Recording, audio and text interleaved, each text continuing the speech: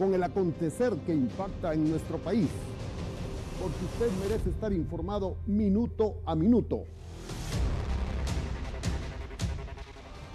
Ahora les estaré acompañando desde este set con la información más importante desde el lugar de los hechos, con nuestras unidades móviles, lo novedoso de la tecnología IPTV. En directo también tendremos a nuestros corresponsales a nivel nacional.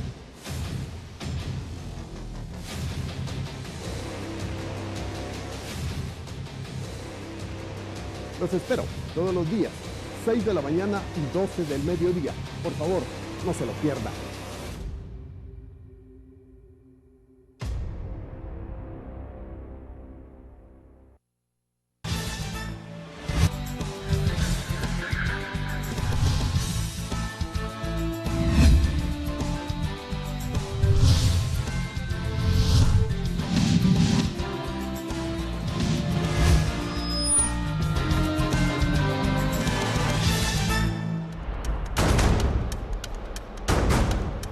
Comenzamos esta emisión con imágenes de la protesta que protagonizaron en San José Pinula trabajadores del transporte que demandan seguridad. Estas acciones ocurren un día después del atentado con bomba que cobró la vida de una persona y dejó heridas a otras 17.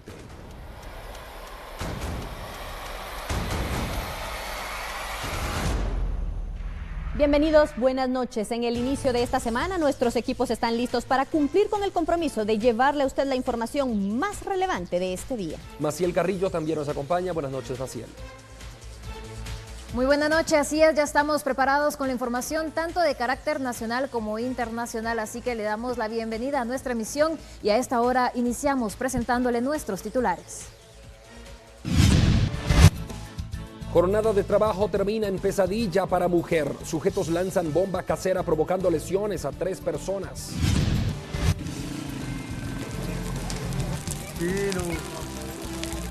De esa forma, empresarios y trabajadores del transporte repudian atentado y demandan seguridad. Últimos atentados con explosivos. Nueva modalidad para presionar a quienes se niegan a pagar extorsión, según Gobernación.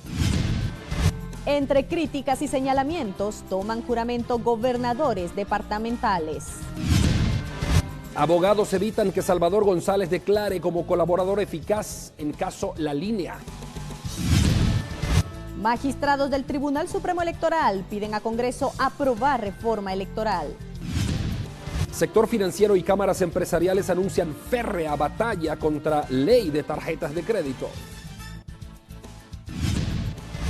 Sangriento ataque en Túnez termina con la vida de 40 personas. Federación Nacional de Ciclismo realiza primera fecha de ciclismo de montaña.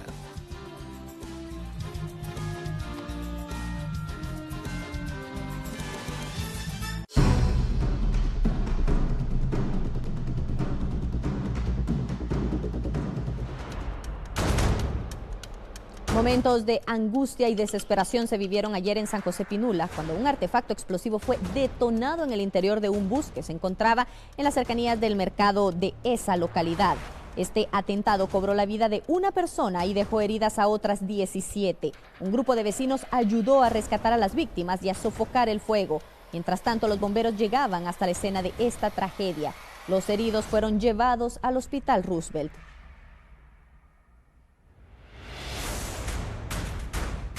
Las secuelas por la explosión en un bus son evidentes en el Hospital Roosevelt.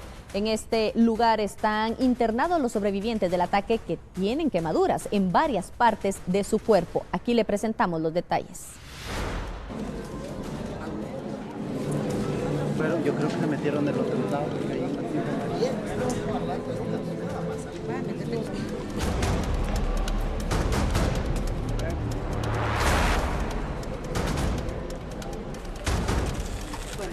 Permiso.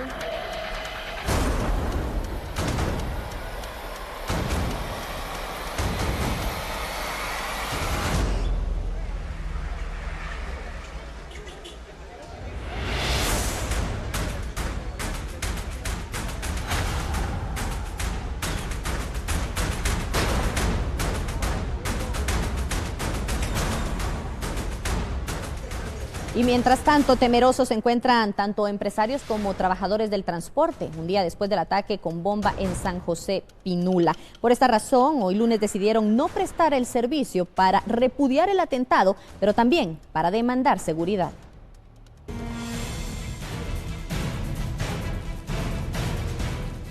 La tristeza y el enojo se apoderó de transportistas de buses urbanos de la aldea El Paraíso, Palencia.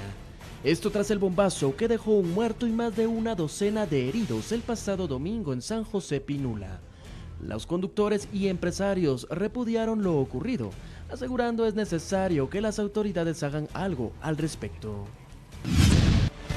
Se tomaron estas medidas, ¿verdad?, para que las autoridades tomen alguna reacción, ¿verdad? Siempre hemos estado intimidados prácticamente, porque ahí sí que la justicia o la hacemos nosotros o la hace el gobierno, pero prácticamente no tenemos cómo cubrir, porque imagínense que le explicaba yo, si salimos ahorita a trabajar, ¿quién nos va a proteger? Prácticamente, incluso, y disculpe las palabras, pero no cargamos animales en los buses, cargamos personas. Para los familiares de pilotos es preocupante la situación que se vive. Mi esposo es piloto, pues, entonces uno de familia, ¿verdad? Ahorita estamos con aquella angustia, ¿verdad? ¿Qué? Porque no sabemos ni por qué, ¿verdad? La violencia se ha vuelto un flagelo para nuestra sociedad. Hechos como el que usted ve a mi espalda es una muestra del sentir de la población ante la falta de seguridad, y es que los transportistas alegan que es necesario refuercen los elementos de la Policía Nacional Civil. Con imágenes de Pedro Calel, Edgar Quiñones, para Telediario, Información Actual. Los hechos de violencia siguen generando zozobra entre los guatemaltecos. En una venta de comida en la zona 6 capitalina fue activada una bomba casera. La tranquilidad con la que una mujer había iniciado su jornada en una venta de comida en la zona 6 se convirtió en terror cuando sujetos desconocidos atentaron contra el negocio, el cual quedó reducido a cenizas. Bomberos voluntarios trasladaron a 3 personas a la emergencia del Hospital General San Juan de Dios. Había un incendio en lo que es venta de alimentos orientales. La dueña se llama Gilma Dalila Flores, de 43 años. Según informan de que parece que es un atentado que le llegaron a tirar gasolina al negocio. Y la otra niña, hija de la dueña del negocio, se llama Rocío Galicia Flores, de 15 años, en la dirección 18 Avenida 2001, Proyectos 44, Local 1. Vecinos quienes ayudaron a sofocar las llamas indicaron que desconocían si los propietarios del lugar habían sido víctimas de amenazas. Sí, yo soy el vecino, escuché gritos y salimos rápidamente a ver qué pasó, y cuando salí estaba agarrando fuego ahí el local. ¿Usted conoce a la propietaria de este negocio? Sí, era mi vecina, era gente que se ganaba el dinero honradamente. Lastimosamente sucedió esto, ¿verdad? En el lugar se encontraba la mercadería y utensilios dispersos como evidencia del voraz incendio. Asimismo se encontraron al menos 2 botes con residuos de combustible con los que se presume fue rociado el local previo a ser incinerado. Serán las autoridades quienes a través de una investigación confirmarán tal extremo.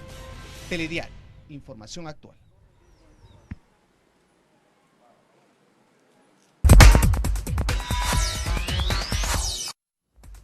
Y tras los atentados con explosivos en un bus y un comercio, autoridades de gobernación afirman que se trata de una nueva modalidad de los delincuentes para amedrentar a quienes se niegan a pagar la extorsión. Pero es nuestro compañero Adrián Soto quien desde la sala de redacción tiene más información. Adelante, Adrián, con los detalles de esta noticia. ¿Qué tal, Maciel? Buenas noches, amigos televidentes. Gracias por estar en sintonía de Telediario y seguirse informando. Y es que nosotros queremos darle seguimiento a estas informaciones que les hemos presentado con antelación. Primeramente, el atentado que se dio en el bus en San José Pinula, que pues como bien sabemos dejó una persona fallecida y 17 heridos. También el atentado que se dio en la zona 6. Y a raíz de ello, pues el ministro de Gobernación hoy en conferencia de prensa luego de gabinete en Casa Presidencial dio a conocer que esto se trata de una nueva modalidad que precisamente las bandas de extorsionadores están implementando a modo de amedrentar de alguna forma a las personas que se nieguen al pago de estas extorsiones. A continuación vamos a escuchar las declaraciones que Francisco Rivas daba al respecto de este tema. A ellos ya no les es fácil como antes. lo estaban realizando en torno a que se dirigían y atentaban directamente con arma de fuego. Esta podría ser una nueva modalidad en respuesta a ese tipo de acciones que se están haciendo. Y aunado a eso, también están buscando lugares distintos a donde ellos tradicionalmente estaban actuando.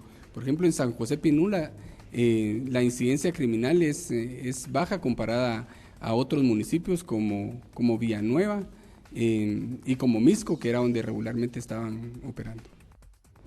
Y es que en esta misma conferencia de prensa el ministro de Gobernación, Francisco Rivas, daba a conocer que ya las líneas de investigación pues estaban tomando un rumbo, siendo así que pues se ha identificado a 2 clicas de la Mara 18 precisamente que operan en Palencia y asimismo también que operan en la zona 6 respectivamente, y son estos grupos delincuenciales quienes han tomado ya este tipo de acciones. Por otro lado, también las autoridades dijeron que pues desde el pasado domingo se ha integrado ya un equipo de 75 elementos de la Policía Nacional Civil en las diferentes divisiones, es decir, integrantes del grupo de antiexplosivos, así como investigadores criminales quienes están tratando ya de dar con los responsables de este tema. En cuanto a lo que ocurrió con el bus en San José Pinula, también el ministro de Gobernación dio a conocer que este servicio de transporte, precisamente la línea que opera de San José Pinula hacia Palencia y viceversa, no estaba siendo objeto de extorsión, por lo que esta era una primera advertencia que estos grupos criminales daban a este servicio de transporte. Esto es lo que ha acontecido entonces respecto a estos temas que desde ayer han conmocionado mucho a nuestro país y que por supuesto nosotros en Telediario estamos dándole el seguimiento correspondiente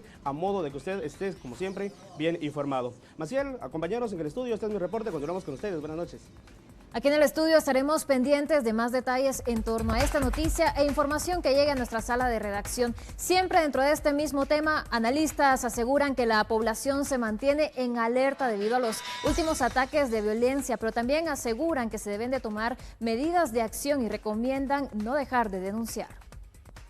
El Congreso actuó en su momento respondiendo a la voluntad popular, buscando una legislación que favoreciera a la gran mayoría de guatemaltecos como le corresponde, apegado a la ley y de acuerdo a sus propios criterios. Que favorezca a unos, desfavorezca a otros, que le guste a unos o no le guste a otros, pues esos son temas que se dilucidan, en este caso, en las Cortes. Yo esperaría que la CC no vaya a alterar, dijéramos, el contenido y el espíritu de esta ley. Hay novedades a esta hora sobre el estado de salud de las personas que sobrevivieron en el ataque del bombazo de San José Pinula. Desde nuestra unidad móvil, Milton Jack nos brindará estos detalles. Adelante, Milton, buenas noches. Muy buenas noches para ustedes, un saludo muy especial para cada una de las personas que sintonizan Telediario a esta hora. Y rápidamente nos hemos trasladado al Hospital Roosevelt, donde queremos informarles que de las personas que fueron trasladadas a este centro asistencial con heridas de gravedad precisamente en las últimas horas tras una explosión que se registró dentro de un bus extraurbano en San José Pinula, varias personas han sido atendidas. Sin embargo, también queremos informarles del deceso del señor Miguel Ángel López, de 27 años. Él precisamente resultó con el 95% de quemaduras en su cuerpo. Sin embargo, por tal motivo ha fallecido. Estas precisamente fue parte de las declaraciones que dio el director de este centro asistencial hace algunos minutos. Queremos informarles también que hasta el momento permanecen internadas 6 personas adultas y 2 niños. Enfatizamos, tras la explosión que se registró en las últimas horas en San José Pinula. Hasta el momento también nos han informado las autoridades de este centro asistencial que continúan con los cuidados del resto de pacientes. Precisamente han sido ubicados en distintas áreas con el fin de poder atender las necesidades que cada uno requiere. Es la información. Enfatizamos de nuevo que ha fallecido el señor Miguel Ángel López, de 27 años, quien presentaba quemaduras en el 95% de su cuerpo tras la explosión en un bus en San José Pinula. Con este reporte regresamos con ustedes a los estudios centrales. Muy buenas noches. Buenas noches, Milton, y gracias por la actualización. De esta manera ha quedado establecido que el ataque con esta bomba ha cobrado la vida ya de 2 personas. Hacemos una pausa comercial y en breve seguimos con más noticias. Quédese con Telediario.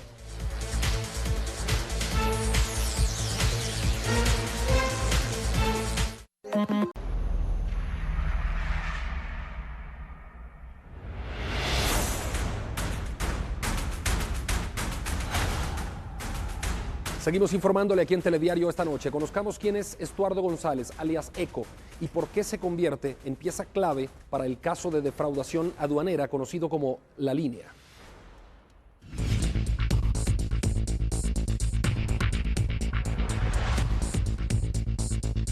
Salvador Estuardo González Álvarez, alias Eco, es indicado de ser uno de los jefes operativos de La Línea, además de ser asesor financiero de Roxana Valdetti cuando era vicepresidenta de Guatemala. Su labor era darle apariencia de legalidad a las empresas. Entre las empresas que manejaba estaban Publiaces S.A., Publimerc S.A., Corporación Urma, La Montaña Ecológica, entre otras. El juzgado 11º de primera instancia penal lo ligó a proceso y envió a prisión preventiva por el delito de cohecho activo por su vinculación con el bufete de la impunidad, presuntamente dedicado a influir en resoluciones judiciales. La Sala Primera de Apelaciones del Ramo Penal dejó sin efecto el fallo del juzgador, quien el pasado 11 de mayo otorgó a González Álvarez la libertad por falta de mérito. Sin embargo, días después se solicitó la prisión preventiva en su contra por existir peligro de obstaculizar las pesquisas en contra de los otros 7 sindicados en este caso. González decide colaborar con el Ministerio Público y se acoge a la figura de colaborador eficaz. Telediario, información actual.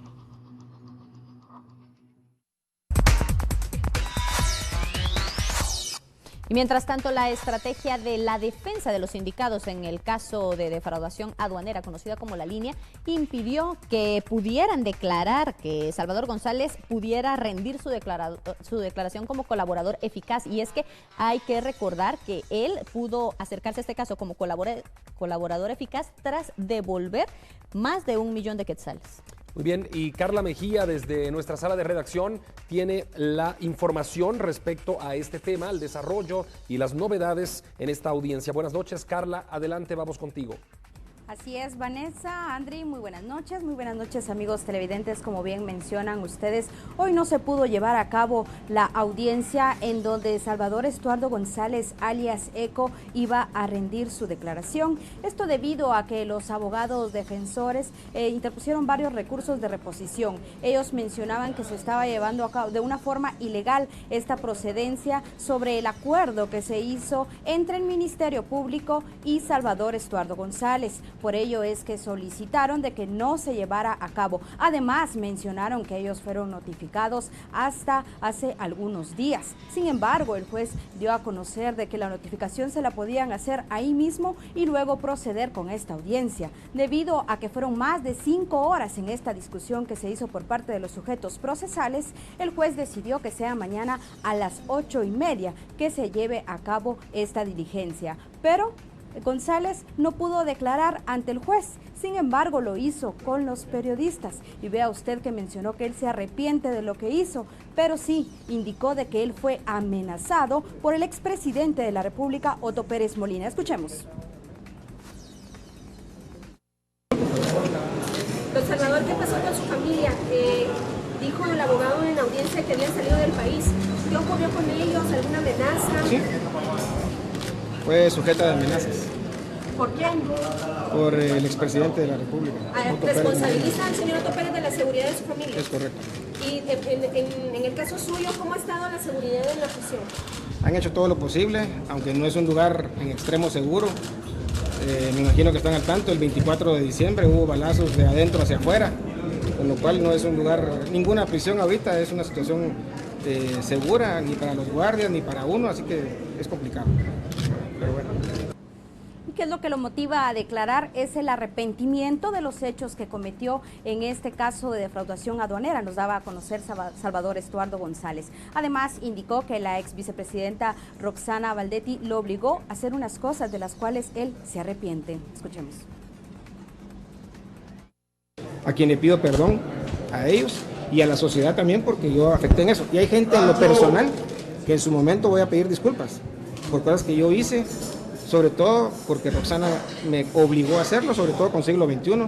Tuve que despedir a 3 periodistas, ¿ya? Y lo lamento, y lo quiero decir. ¿Toda la crisis que se vivió se pudo originar por este...? No, tampoco.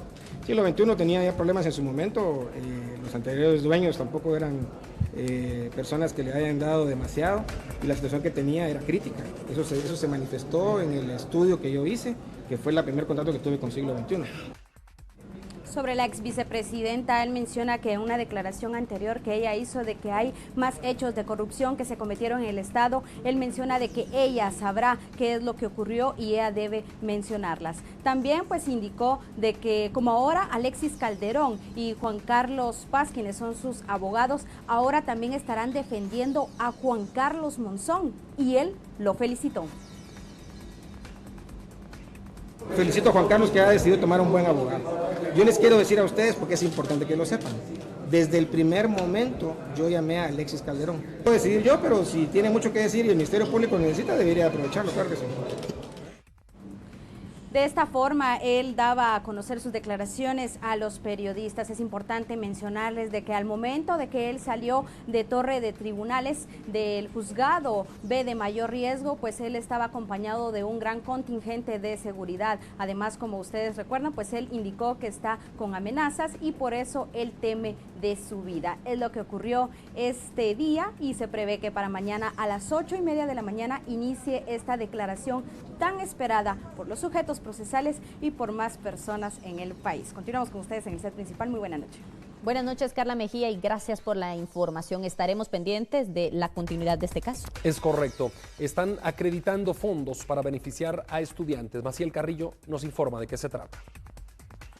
Así es, Andrea, empleando este tema acreditan 253.7 millones de quetzales, es decir, el 98% del primer desembolso, el cual estaría beneficiando a 2.5 millones de alumnos de preprimaria y primaria, fondos entre alimentación escolar y gratuidad.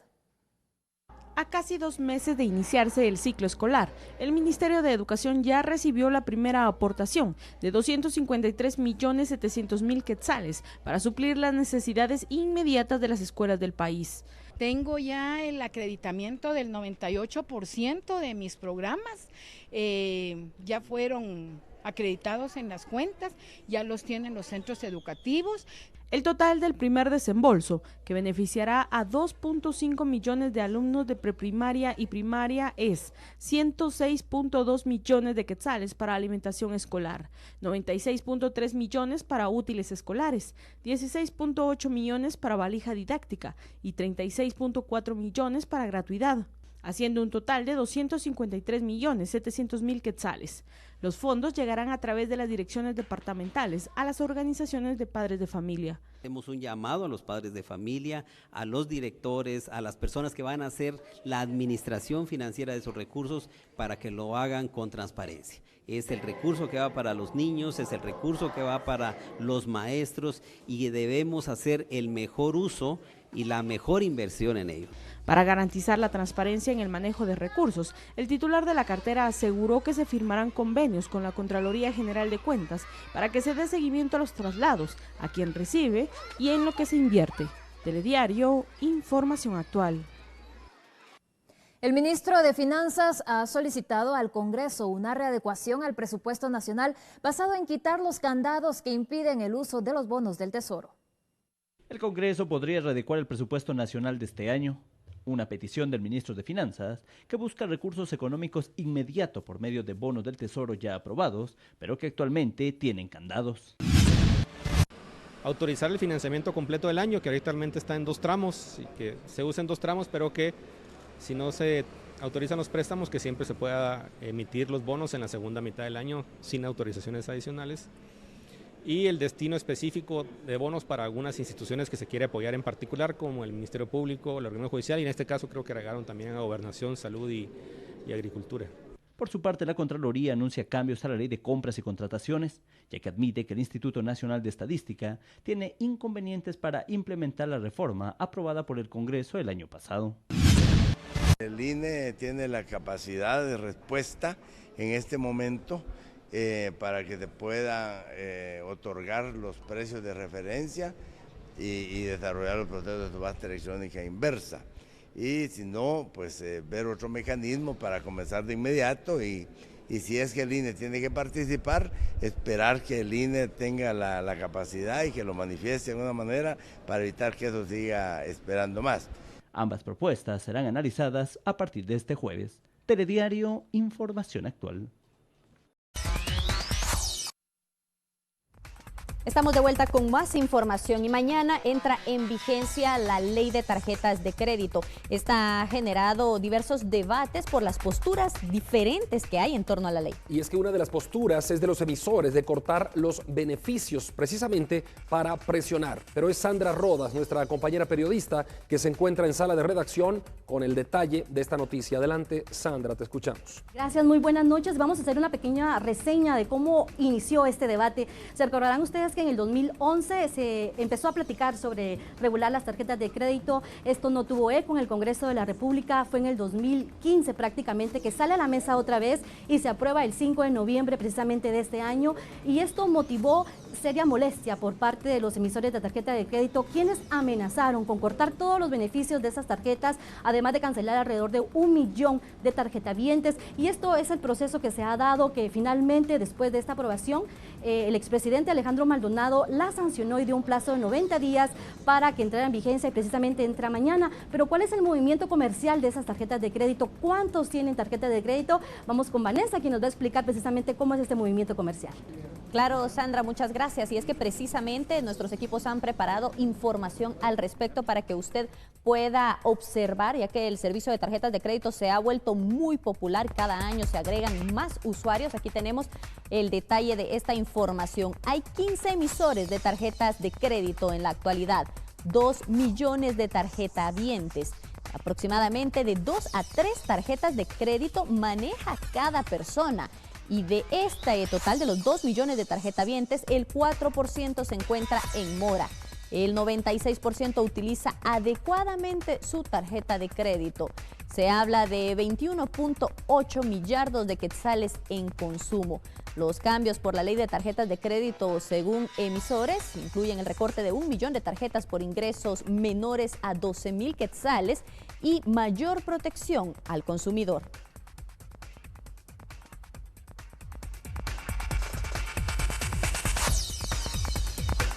Este es el panorama general de lo que se vive en este momento en Guatemala en torno al uso de las tarjetas de crédito. Pero Sandra Rodas nos tiene más detalles. Regreso contigo a la sala de redacción. Gracias, Vane. Pues precisamente después de esto, los bancos iniciaron con un proceso de notificación o llamadas telefónicas a los tarjetavientes, lo cual no fue de todo el agrado de los mismos, quienes a través en redes sociales empezaron a iniciar pues una campaña para, con un hashtag denominado Corta tu tarjeta, empezaron a incentivar a todos los tarjetavientes a cancelar precisamente este servicio debido a que no están de acuerdo con los diversos ajustes que han realizado los diversos bancos y financieras en nuestro país.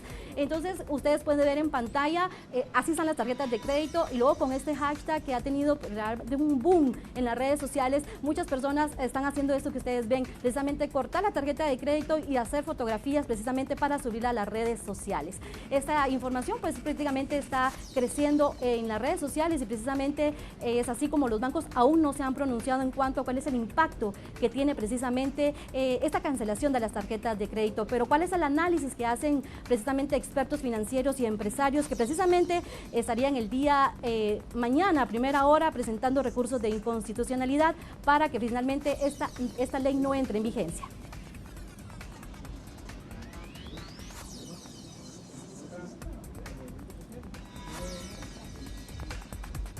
Precisamente vamos con los expertos del CACIF y analistas, quienes van a presentar estos recursos de inconstitucionalidad. Vamos a sumarnos a aquellas inconstitucionalidades que varios gremios y entidades van a estar interponiendo. A las 24 horas con 1 minuto de este martes, cuando tome vigencia la ley de tarjetas de crédito, será ahí cuando el sector empresarial presente estos recursos ante la Corte de Constitucionalidad. Esperan frenar esta normativa. Según empresarios, los congresistas intervinieron en el mercado.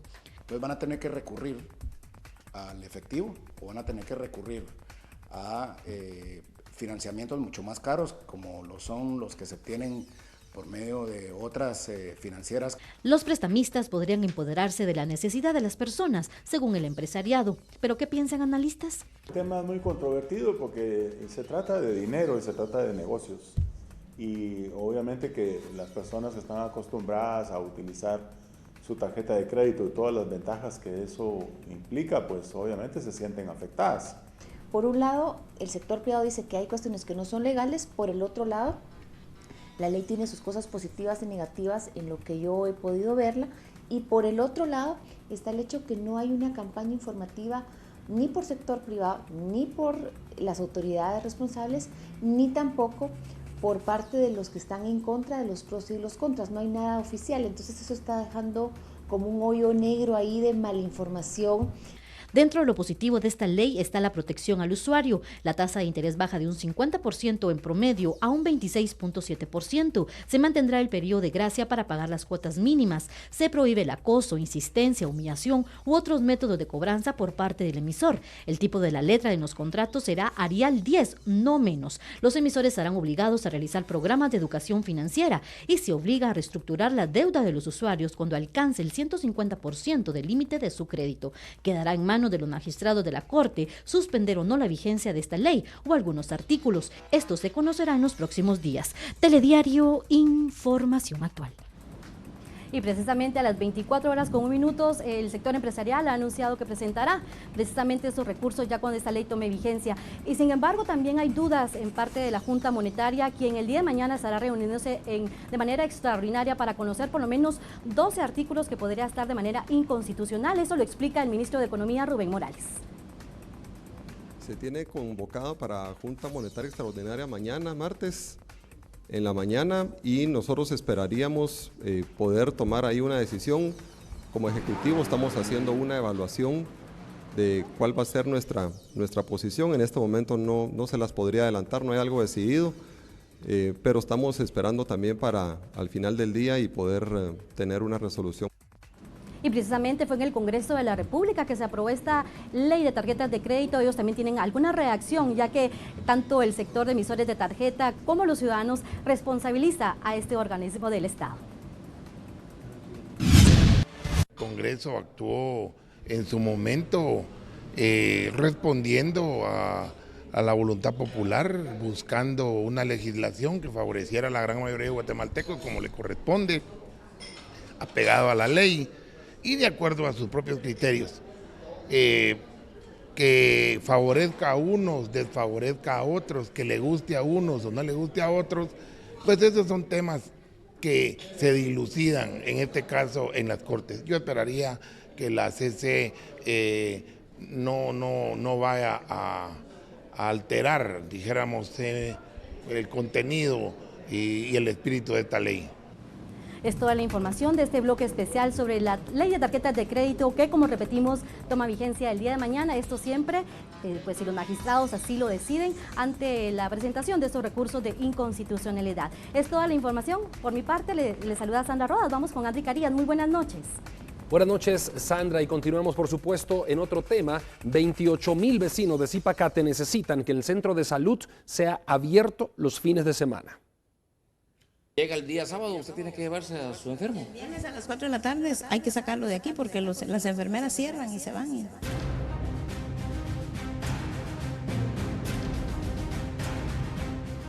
Una señora que está en periodo de gestación, o sea que va a tener su bebé, ¿qué pasa los sábados y domingos?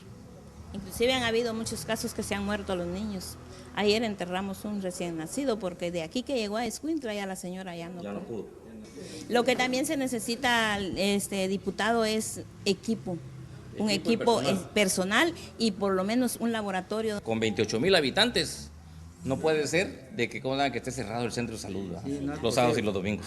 Aquí nosotros hemos tenido necesidad de que mandamos a la gente en pick-up hasta La Gomera o hasta Escuintla, en pick-up. El día jueves o el día viernes, o sea, y vengo enfermo. Hay que sacarlo a otro lado. ¿Cómo va a ser eso? Sí, a pura ley, hay que llevarlo por los medios que sean posibles. O sea que usted el día viernes tiene que sacar a su enfermo. Sí, sí, porque si como aquí no hay atención suficiente, de todo modo hay que sacarlo. Incluso a veces mejor no viene uno aquí. Como diputados vamos a hacer la gestión ante las autoridades y ojalá que nos escuchen. Pero para eso, espero yo que el ministro, yo sé que ellos tienen buena voluntad en resolver las cosas, pero pues que esto se conozca, que se sepa de que aquí en Zipacate, pues el centro de salud ustedes lo tienen cerrado. En medio de críticas y señalamientos, esta tarde fueron juramentados los 22 gobernadores departamentales. Al respecto, Milton Jack nos tiene el detalle, así que nos enlazamos. Adelante, buenas noches. Vanessa, Andy, gracias por el cambio. Y tal como ustedes lo mencionaban, en el transcurso de 3 meses, la Presidencia de la República recibió 342 expedientes, de los cuales fueron depurados a 66. Y hoy finalmente fueron juramentados los 22 gobernadores departamentales. Es importante mencionar que estos precisamente nuevos funcionarios fueron investigados aparentemente por la Contraloría General de Cuentas, Ministerio Público y también la Comisión Internacional contra la Impunidad en Guatemala, CICIG. Pero será el mismo presidente Jimmy Morales quien amplíe la información. No. En algunos casos fue confianza, en algunos casos fue el currícula, puesto que no se tenía el conocimiento de las personas totalmente. Y en el caso específico que usted menciona, el señor Milton Sánchez efectivamente pertenece al partido y efectivamente hacía aportes desde siempre, no es un financista de campaña, sino que él es una persona que perteneció al partido desde su fundación, incluso antes de que yo llegara ahí. Es importante mencionar que 2.000 millones de quetzales serán distribuidos entre los 22 gobernadores departamentales con el fin de que estos ejecuten proyectos en sus lugares de origen. Es la información más relevante a esta hora de la noche. Soy Milton Jack, con imágenes de Humberto Rack. Regresamos con ustedes, compañeros, a los estudios centrales. Milton, gracias por la información desde nuestra unidad móvil. Hay más noticias, vamos con Maciel. Cambiamos ahora de tema, ya que el alcalde capitalino Álvaro Arzú y su esposa Patricia de Arzú dieron reconocimiento a jóvenes. Es no quedarse estancado, es crecer cada día más disponiendo de nuestros recursos. Como tenemos acá un vivo ejemplo, es un gran honor de verdad tener a alguien valiente, alguien que se ha esforzado. Cuando él quedó de presidente no quedó estancado ahí, él decidió seguir adelante, luchar por lo que quería y ya van 4 años consecutivos que él sigue siendo alcalde de Guatemala. Muchas gracias. Muchas gracias por todos esos elogios. Él ha llegado a ser presidente, alcalde. Él, su sentir es servir, ir a hacer las cosas que todo el mundo dice, eso no se puede, sí se puede. Y él las hace y así es. Entonces, ¿qué es lo que a él lo ha motivado? Pues, ¿saben qué? A la larga, es el amor que él tiene al prójimo. Eso es más importante que sacar solo un título. Que el Señor los bendiga. Sujetos lanzan bomba casera provocando lesiones a 3 personas. Últimos atentados con explosivos, nueva modalidad para presionar a quienes se niegan a pagar extorsión, según Gobernación. Sangriento ataque en Túnez termina con la vida de 40 personas.